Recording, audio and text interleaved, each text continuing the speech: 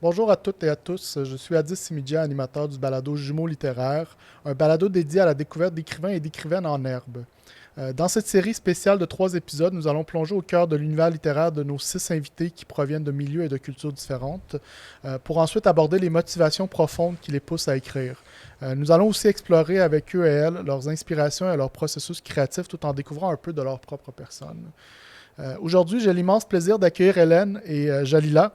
Avant de plonger dans notre discussion, Hélène et Jalila, c'est avec beaucoup de courage et de générosité, on va le dire, que vous avez accepté de nous lire un texte que vous avez écrit durant une série de 10 ateliers que nous avons réalisés dans le cadre du projet qui porte le même nom que le balado, donc Jumeaux littéraires. Encore une fois, c'est parce que c'est la raison pourquoi vous êtes en duo aujourd'hui. Donc, qu'on commence l'enregistrement, on s'était entendu à ce que Jaïla commence par lire son texte et ensuite ce sera au tour d'Hélène. Super. Ben, merci Addis. Je suis bien contente d'être ici. OK. Donc, je commence avec mon texte. C'est une sorte de lettre, dans le fond. On pourra en reparler tantôt. À toi. Je te contemple grandir au fil des saisons. Je m'efforce de capturer le son de ton rire au plus profond de mon être. J'espère pouvoir l'entendre jusqu'à mes vieux jours, même lorsque l'adolescence viendrait te le voler momentanément. L'adolescence, cet âge à saveur aigre-douce, qui sent fort le courage et la curiosité. L'époque où tu oseras briser les dictates de ta société, où tu voudras explorer la vie au-delà des projections de tes parents. Évidemment, tu sauras vite que certaines de leurs idées portent une quelconque vérité, mais l'objectif même de l'adolescence se veut de de la remettre en question et de scruter minutieusement chacun de ces concepts pour ainsi s'occuper de ceux qui ne font pas de sens à tes yeux. Adolescent, tu agiras naturellement en philosophe. Toutes les propagandes qui t'auront façonné jusque-là seront soumises à ton épreuve. Comme l'œuvre qui, voulant se libérer de l'emprise de son créateur, se retourne alors contre lui. Cliché, hein? C'est alors que dans une danse chaotique, ponctuée de rage, de chagrin, de deuil, de confusion, de pure joie, de rêverie, d'exaltation et de grandes questions souvent sans réponse, tu examineras tout à la recherche du point d'équilibre entre conformité et originalité, politesse et rébellion, engagement et passivité. Je veux que tu saches que je serai là pour toi, comme une île face aux humeurs de l'océan. En attendant d'arriver le printemps, je me promets de t'écouter râler, grogner et rager sur ce monde parfois injuste et cruel. Je tenterai d'y verser une goutte d'humour si je peux. Je te promets de tempérer mes propres tempêtes et renforcer ma structure pour laisser toute la place à tes colères volcaniques et tes tristesses houleuses. Je veux que tu saches que je ne t'abandonnerai pas si tu n'es pas sage et poli. Je te rappellerai simplement que c'est amusant parfois de jouer intelligemment. Je ne te ferai pas d'ombre pour ainsi laisser la vie te guider et faire fleurir tes bourgeons. Je te promets de dompter mes peurs, des plus abstraites aux plus charnelles, pour que tu puisses habiter joyeusement ton corps et ton esprit. Je te promets de faire le ménage dans mes grandes ambitions et mes propres rêves pour laisser enfin mourir certains sans t'en faire porter le fardeau. Je me prêterai au jeu pour que tu puisses traverser gracieusement le chemin de la rébellion vers la sérénité de la diplomatie et du compromis. Je tâcherai de te faciliter la voie vers l'acceptation et parfois l'obéissance, sans y mêler un goût de défaite, pour que tu puisses déguster la paix intérieure et la grandeur de l'univers. Enfin, je te laisse sur cette petite note que je t'encourage à soumettre au test de l'adolescence un jour. Le voyage à travers une adolescence bien vécue ne s'achève pas lorsque nous cessons de poser des questions, surtout pas, mais bien lorsque nous atteignons l'intelligence et les ressources pour construire une vie autour de ces mêmes grandes questions qui nous ont autrefois tourmentés lorsqu'on avait 14 ans. Je t'aime profondément, de moi à toi. C'est Voilà. magnifique. Merci beaucoup pour ce partage très intime, on va le dire. Hélène, à ton tour. Ben, merci, Jamila. Je trouve que vraiment, c'est très senti comme texte. C'est très... C'est gentil, Hélène. Est-ce que tu es rendu avec un enfant qui a un adolescent? Non, même pas, mais Tu anticipes. C'est ça, j'anticipe. Bon, alors moi, c'est d'un tout autre ordre. C'est que l'atelier m'a permis de d'écrire. Ça faisait longtemps que je ne l'avais pas fait. Alors, c'est pour ça que mon texte s'appelle « Tirer sur les mots ». Tirer sur les mots. Ne rien forcer, mais quand même. Fouiller dans la boîte à images, en sortir une délicatement, en tirant. Faire attention à ce que l'intention ne s'envole. Les mauvaises langues chuchotent. Rien de bon ou d'original. Recommencer. Se faire confiance. Jouer sur la différence d'âge, de provenance. Je ne sais quoi faire. Parler, déjouer. Je veux faire de nouvelles connaissances.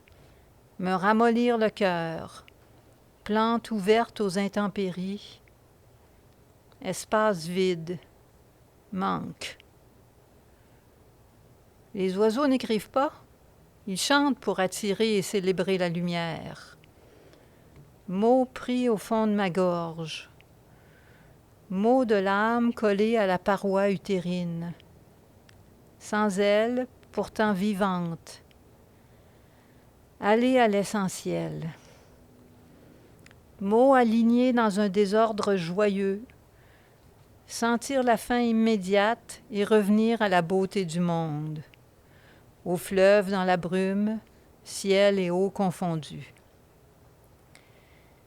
Les canards amérissent à l'entrée de la rivière. Derrière moi, une longue traînée de jour. Devant moi, un lâcher-prise, un délestage, avec un corps qui répond encore bien. Pourquoi je n'écris plus? Pourquoi le grand héron s'envole? Merci. Vraiment. C'est très doux. Il y a vraiment une très belle douceur dans ce texte. Dans les deux, en fait. Dans les deux textes. Ça vous rejoint beaucoup, chacune de vous. Justement, parlons de vos textes. J'aimerais savoir, d'abord, Jalila, d'où est venue l'inspiration pour le texte que tu nous as lu? J'ai fui un peu longtemps le sujet, mais je suis revenue là-dessus. Ben, c'est drôle, mais l'adolescence, en fait, j'y ai pensé beaucoup ces derniers temps. Puis j'étais rendue justement au point que l'adolescence, c'est vraiment un état d'âme que oui, on a vécu à l'âge de 14, 16 ans, peu importe, chacun l'a vécu à un moment donné. Mais c'est cette attitude de courage, de curiosité, d'exploration, de bien-être aussi. On cherche ce qu'on aime vraiment réellement. Puis en ce moment, ben, c'est les choses qui me gardent en survie un peu à cause que je suis nouvellement maman. Donc, je donne beaucoup à mon enfant, mais il faudrait aussi se rappeler de prendre soin de soi. Puis je vais puiser un peu cette énergie dans mon adolescence, mes anciens passe-temps, mes anciennes façons de me ressourcer. Donc, c'est un petit remercie pour l'adolescence, en fait. Donc, il y a quelque chose de beau qui se rattache à l'adolescence pour toi. Exact, oui. J'ai été chanceuse d'avoir une belle adolescence que je me suis créée moi-même dans un contexte un peu contraignant, là, mais j'ai trouvé mes repères, puis je les trimballe jusqu'à aujourd'hui. C'est le fun à entendre parce que l'adolescence, souvent on rattache ça à des très grandes difficultés et pourtant, plusieurs années plus tard, ça peut avoir un impact positif. Je pense pas qu'à l'époque, j'avais cette façon de voir les choses, là. Je pense qu'à l'époque, je me sentais la plus misérable au monde, comme tous les adolescents, je pense. Mais avec un peu de distance, là, on peut se ressourcer, tu l'as bien dit, on peut se ressourcer dans l'adolescence. C'est intéressant, merci. Hélène, toi, ton texte, l'inspiration était venue de où? Ben, l'inspiration, je la cherchais. C'est pour ça que ça s'appelle « Tirer sur les mots ». Parce que ça faisait longtemps que je n'avais pas écrit. Alors, c'était un mélange de... Bon, il faut que j'écrive, il faut que je tire sur les mots. En même temps, je regardais qu'est-ce qui se passait dehors, la nature. Alors, j'ai mélangé les deux dans mon texte. Puis tu disais que ça faisait longtemps que tu n'avais pas écrit. Longtemps, ça veut dire quoi? Combien de temps que tu n'avais pas écrit avant d'écrire ce texte-là? Ben, écrire, c'est pas... ben, mettons, écrire d'une façon avec une intention plus littéraire ou plus... une recherche là, dans les mots, dans tout ça. Ça faisait quelques années, là, parce que, à un moment donné, j'ai plus fait de la peinture puis des techniques mixtes que d'écrire. Mais dernièrement, j'ai retrouvé des textes que j'avais écrits, même un pseudo-recueil de poésie, en tout cas une série, là. Mais ça, c'était comme... Ça faisait longtemps. OK. Puis, qu'est-ce que vous avez voulu nous dire à travers vos textes? C'est quoi le sens du texte? Pour toi, Jalila, tu avais entamé un petit peu la réflexion par rapport à l'adolescence. Est-ce que tu peux nous en dire davantage? C'est un peu ça. J'ai essayé de voir où est-ce que l'adolescence transparaît actuellement dans ma vie. Parce que... Puis j'ai essayé aussi de... Comme j'ai dit, j'ai un enfant, donc je suis tout le temps en questionnement de qu'est-ce que je dois... Comment je dois être devant cet enfant-là. Qu'est-ce que je dois lui transmettre, comment je dois agir pour lui donner le bon exemple. Donc, on est tout le temps en chantier. Et puis, je me suis un peu envoyé cette lettre-là aussi là, pour dire un peu c'est quoi mes objectifs comme parent, comment je veux être comme parent quand mon enfant sera adolescent. J'espère que dans quelques années, je vais pouvoir me reconnaître là-dedans, mais c'est un peu un exemple que je me donne. OK. Et toi, Hélène, le sens de ton texte, c'était quoi le sens que tu voulais donner à ce texte-là? Le sens? S'il y en a un. Est-ce qu'il y en a un sens? Ben oui. Il y en a peut-être plusieurs. Le sens, non. C'était comme un état... C'était de décrire mon état d'âme. Je sais pas. C'est comme... C'était quoi cet état d'âme-là dans lequel tu étais quand tu as écrit ce texte-là? Ben, je l'ai dit un peu tantôt que j'étais... je me donnais un défi, comme, mais... puis... C'était comme un peu un état de défi, puis un plaisir aussi de retrouver ce temps-là à écrire des choses. Oui. C'est un plaisir quand même que j'avais comme oublié. Alors ça a fait du bien de faire ça. Donc se retrouver un peu à travers l'écriture, ouais. C'était ça le sens de l'exercice. En fait. Si on veut, oui. OK, c'est intéressant. Est-ce que vous avez d'autres idées de création ou d'autres choses? Est-ce que ça... de ton côté, Hélène, est-ce que ça t'a amené à vouloir écrire davantage? Probablement. Mais moi, je fais souvent de l'écriture automatique. Mais ça, pour moi, c'est pas tout à fait la même chose. Là. Si je me réveille puis j'écris rapidement, qu'est-ce qui me passe par la tête. Mais ça, je trouve que c'est un exercice qui fait du bien quand même. Probablement que je vais me remettre à faire ça. C'est quoi le moment de la journée où ce que tu écris le plus? Est-ce qu'il y a un moment dans la journée que tu... On dirait que je deviens de plus en plus paresseuse. Je me dis toujours, je vais écrire, mais j'aime mieux regarder dehors. Ou j'aime mieux... alors, le moment, c'est sûrement le jour, là. J'écris pas la nuit, là. Mais des fois, dans un demi-sommeil, je pense à des idées, mais je me lève pas pour les écrire, là. T'emmagasines durant la journée pour plus tard, peut-être, éventuellement un jour écrire. C'est bon, c'est une forme de... C'est une forme d'état d'être dans l'écriture aussi, la paresse. Il y a beaucoup d'écrivains qui peuvent prendre beaucoup de temps avant d'écrire. Donc, merci Hélène. Et toi, de ton côté, Jalila, est-ce qu'il y a des projets en dormance? Projets, non, c'est ça. Je pense que je pourrais répondre aux deux questions. En fait, c'est que j'écris sur le coup. Un peu comme toi, Hélène. Honnêtement, j'ai pas d'horaire, j'ai pas de... un peu comme un cheval fou, là.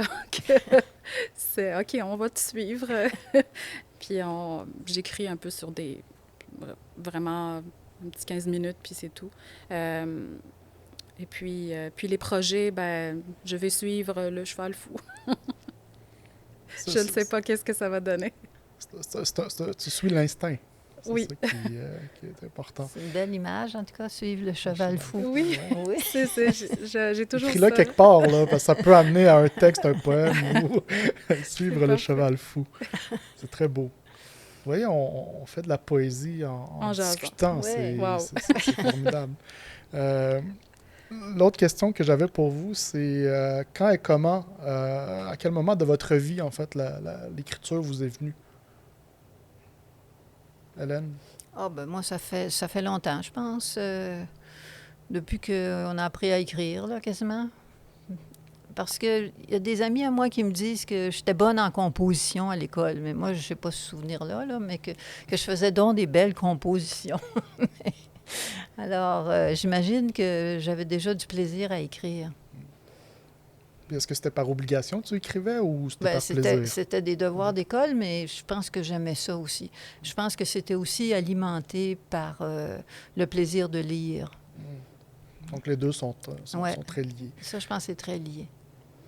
Moi, je dis souvent que je suis un très mauvais lecteur. Je suis un écrivain qui lit pas beaucoup, qui aime pas lire beaucoup.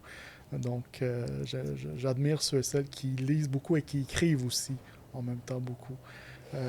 Et toi, Jalila, c'est quand et comment C'est drôle, mais Hélène, je veux pas te copier, là, mais vraiment, là, je trouve que ça se recoupe trop. J'étais jeune, puis j'ai écrit comme un feuilleton romantique pour des amis d'école, là, des 3 filles, quoi. Puis à chaque fois, ils venaient me voir pour me dire « Hey, puis le prochain épisode, on va-tu le lire? » Puis c'était un peu comme ça. Après ça, ben, j'ai lâché le roman, ce qui est les relations, puis le cute, là, je l'ai lâché, mais maintenant, j'écris un peu de tout. Donc, c'est ça. OK. Puis, c'est quoi les thèmes que vous aimez aborder dans votre écriture, qui vous inspirent dans votre écriture? Là, on a parlé d'adolescence tantôt. Dans ton texte, il y a toute la question de la liberté aussi. Moi, ce que j'ai senti beaucoup, l'envolée, les oiseaux. C'est quoi les thèmes qui vous font travailler l'écriture? Je sais pas. Je pense pas en termes de thème, je pense. OK? Je pense en termes de fantaisie, peut-être, ou de quelque chose de léger. Ouais, c'est ça, un peu surréaliste ou quelque chose comme ça. Mais j'ai pas un thème. J'ai le sentiment que toi, Hélène, tu te laisses beaucoup aller tu te laisses amener par la vie, le cheval fou que disait Jalila, Oui, ça me parle, ça. ça te parle. Et toi, Jalila, est-ce que, outre l'adolescence qu'on a parlé tantôt, il y a des thèmes qui reviennent? Ça dépend de beaucoup comment je me sens. Je te dirais beaucoup la maternité en ce moment. Un peu mon passé, mon enfance, mon pays d'origine, des fois. Mais c'est ça, j'ai pas de... Je viens du Maroc. Ça fait depuis 2012 que je suis ici. Et puis, mais j'ai pas de thème fixe non plus, là. Okay. Qu'est-ce que l'écriture vous apporte ou vous a apporté? Jalila? C'est de sortir le bruit qui est dans la tête aussi, là, puis les idées qui finissent pas. Donc, ça me permet de mettre de l'ordre un peu dans mes idées, dans mes... j'ai tendance à trop créer de choses. Donc, des fois, il faudrait que je fasse un peu d'ordre là-dedans. Je parle pas juste de l'écriture, là, mais les idées, il faudrait que je les classe un peu bien comme il faut. Donc, okay. C'est ça. Donc, l'écriture permet de mettre un peu d'ordre. De cet ordre-là, exactement. Et de permettre à l'air de circuler dans le cerveau. T'as compris. Et toi, Hélène, qu'est-ce que l'écriture t'apporte et t'a apporté? Ça rejoint ce qu'elle dit, là. Moi, je pense que ça me défoule. Je pense que ça peut servir de défoulement. Ça peut servir à libérer des colères. Ou pour moi, ça peut faire ça. Sporadiquement, mais... mettre des noms sur des émotions aussi. Je suis curieux de savoir, tu disais tantôt que tu faisais de la peinture, tu avais délaissé un peu l'écriture pour la peinture. C'est quoi la peinture t'apporte par rapport à l'écriture? Ben, ça, c'est autre chose. C'est moins cérébral peut-être que la... Parce que c'est des couleurs, c'est moins cérébral que l'écriture qui demande quand même une certaine grammaire ou un certain vocabulaire. Il y a quelque chose qui... Mais c'est drôle parce que dernièrement, j'ai recommencé quelque chose, puis j'ai recommencé en écrivant sur la toile avant de commencer d'autres choses par-dessus, mais j'ai commencé par écrire. Mais puis après ça, ça a été effacé par d'autres choses, mais c'était ça le début. Mais c'est vraiment différent comme approche. Donc, il y a pas plus la un même chose. laisser-aller dans la peinture que tu ressens. Ouais. Okay. Je trouve ça fascinant quand même que tu puisses avoir un peu, que tu sois versatile comme ça. Moi, il y a plein de choses que j'aimerais tellement dessiner, mais je peux pas. Il faut que je les écrive puis que je m'arrête là. Donc, c'est vraiment le fun de... Mais avoir ton les écriture, c'est comme du dessin, parce qu'on les Exactement, voit. oui. Ouais. C'est pour ça que j'essaie d'être Mais le moi, plus je suis plus détaillé abstraite. possible. Je dessine pas si bien que ça, mais dessiner, c'est observer. Écrire aussi, il y a beaucoup d'observation là-dedans. Ouais. Si on veut décrire quelque chose, il faut observer toute la finesse de... En tout cas. Oui, ben c'est vrai que l'écriture, c'est une forme de dessin aussi. Comme disait Hélène, là, ton écriture est très imagée, donc on est capable, en fermant les yeux, de voir plein de tableaux différents. Donc, c'est très intéressant. Est-ce qu'il y a des auteurs, autrices, des écrivains, écrivaines qui vous inspirent dans la vie de tous les jours, que ce soit dans votre écriture ou simplement dans votre vie? Personnellement, j'ai des livres. J'ai pas nécessairement des écrivains. J'ai des livres. Puis justement, pour l'adolescence, le livre qui m'avait le plus marqué, c'était un écrivain, honnêtement, je pense qu'il est danois, ou je me rappelle plus de son nom. Mais le livre s'appelle Le Monde de Sophie. Peut-être que tu le connais. Okay. C'était le livre qui m'a plongée dans... pour moi, c'était un monde. Je partais à la rencontre des grands philosophes et tout ça. Ça m'a ouvert un monde. Puis je le recommande fortement à beaucoup d'adolescents, de jeunes qui veulent partir en voyage. Puis tu l'as lu à quel moment de ta vie? À 14 ans. À 14 ans, oui, OK. C'était mon père qui me l'a donné, puis je l'avais lu à 14 ans. Donc, c'était vraiment... Ça m'avait beaucoup marqué, ce livre-là. Okay. Puis c'est un livre qui te marque encore aujourd'hui. Est-ce qu'il y a un livre que à l'âge adulte qui t'a marqué par la suite? Je l'ai relu. Je l'ai, puis je compte le donner à mon enfant aussi. OK. C'est ça. C'est intéressant. Donc, encore une fois, une connexion à l'enfant intérieur en toi qui est toujours là. Et toi, Hélène, est-ce que... Moi, j'ai lu beaucoup de romans écrits par des femmes. Ça m'intéresse. J'ai lu... Dernièrement aussi, j'ai lu... de ce temps-ci, j'ai beaucoup aimé les livres de Anaïs Barbeau-Lavalette, qui parlait... Il y en avait 3, là. Un qui parlait de la COVID, un autre qui parlait d'une expérience sur une île, puis l'autre qui parlait de sa grand-mère. Donc ça, c'est des choses qui me rejoignent, des choses que... Puis je suis très curieuse aussi. J'ai tombé sur des livres écrits par des femmes africaines. J'ai oublié les noms, là, mais... je suis curieuse, moi. J'ai toujours un livre. Si j'entends parler d'un livre, je le regarde. Je pense que je prends plus de temps à lire qu'à écrire. Une éternelle adolescente, Hélène. Ah oui. Toujours curieuse. Toujours c'est curieuse. Ça. Oui, je suis curieuse. Oui, vrai.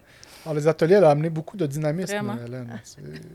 Elle était toujours présente, puis ce que j'apprécie d'ailleurs. Parlant des ateliers, justement, donc on est déjà rendu vers la dernière question. Ça passe très, très vite, cet enregistrement. Donc, j'aimerais savoir, donc, comme je le disais en introduction, on a fait une dizaine d'ateliers à peu près pendant quelques mois, durant lesquels on s'est vu plusieurs fois par mois. Qu'est-ce que ces ateliers-là d'écriture vous ont apporté? Donc, Hélène? Moi, ça m'a apporté beaucoup. Je suis la grand-mère de l'atelier. Mais de rencontrer toute cette belle brochette de personnes, ça m'a fait vraiment du bien. Puis les conseils aussi qu'on a eus quand on lisait nos textes, le retour, ça, j'aimais ça beaucoup. J'aimais aussi la diversité. J'aimais venir aux ateliers avec mon amie iranienne. C'était... Bon, moi, je suis un retour à Trois-Rivières d'après plusieurs années. Alors, c'est comme... il y a quelque chose de nouveau, il y a quelque chose qui me faisait plaisir. Alors, c'est ça. Ben, on est content de t'avoir aussi eu dans ces ateliers-là. C'était notre grand-maman, si je peux me permettre de le dire. Bon, ben là, quand même. C'était une présence rassurante. Oui, je suis la grand-mère, je le sais. Et toi, Jalila? J'ai vraiment apprécié rencontrer un peu des gens spéciaux comme moi. Je veux dire, on a le même passe-temps. Ça réchauffe le cœur là, de rencontrer des gens qui ont la même passion que nous. Et puis aussi, j'aime beaucoup à 10, en fait, la liberté que tu laisses. Des fois, ça peut être déstabilisant au début pour des gens qui viennent de commencer l'aventure, mais j'aime beaucoup le fait que tu ne mettes pas trop de pression. Puis ça fait que la créativité prend son cours comme ça doit le prendre. J'aurais pas fonctionné dans quelque chose de trop carré. J'apprécie beaucoup la formule. Je suis contente de l'entendre parce qu'on n'est pas dans la performance. Puis l'objectif de ces ateliers-là, c'était pas non plus d'être dans la performance puis de créer des chefs-d'œuvre non plus. L'objectif premier pour moi aussi, ça a été de briser un peu mon propre isolement. Donc, ça permettait de rencontrer des personnes que je ne connaissais pas ou très peu. Donc, ça a été de très belles rencontres. Je vous remercie beaucoup d'avoir pris part à ce projet plus grand, mais aussi à l'épisode d'aujourd'hui. Donc, Hélène, c'est quand on va voir tes peintures? C'est quand tu fais une exposition? 2025? Non. Et merci beaucoup, Jalila. Merci à toi. Bonne chance dans tous tes projets que tu entreprendras. Merci. Et je suis certain que ça se passera très, très bien pour ton enfant. Donc, pour conclure, en fait, j'aimerais remercier nos partenaires parce que ce ne serait pas possible sans eux. Donc, ce projet est rendu possible grâce au soutien financier du gouvernement du Québec et de la ville de Trois-Rivières dans le cadre de l'entente de développement culturel de Trois-Rivières, ainsi que grâce à l'aide financière du Centre de services scolaires du Chemin du Roi et de Culture Trois-Rivières. À ça s'ajoute la subvention Enjeux transculturels et intergénérationnels dans les récits des personnes adolescentes en contexte de COVID-19 qui a été octroyée dans le cadre du programme de subvention de développement de partenariat du CRSH. Donc voilà, merci beaucoup et une bonne main d'applaudissement pour vous. Merci.